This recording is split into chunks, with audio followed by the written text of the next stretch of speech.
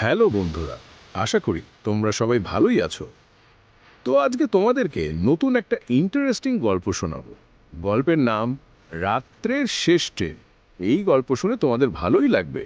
তো চলো শুরু করি। শহরের পুরনো রেল স্টেশনটা দিনের বেলা যতটা কোলাহলপূর্ণ থাকে, রাত নামলেই ততটাই নিস্তব্ধ।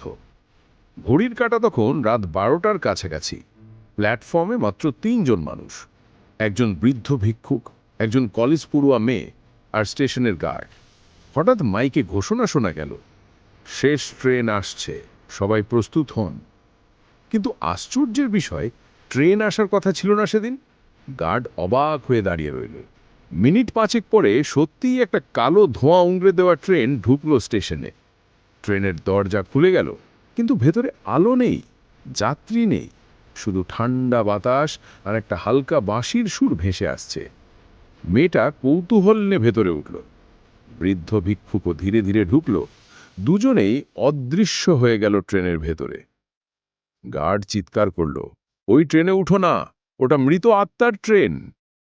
কিন্তু তখনই হুইসেল বাজল, ট্রেনটা গর্জন করে অন্ধকারে মিলিয়ে গেল। পরদিন সকালে স্টেশন খালি, কিন্তু প্ল্যাটফর্মে পড়েছিল মেয়েটার নোটবুক। নোটবুকের শেষ পাতায় লেখা, আমি জানি এ ট্রেন আমাকে কোথায় নিয়ে যাবে।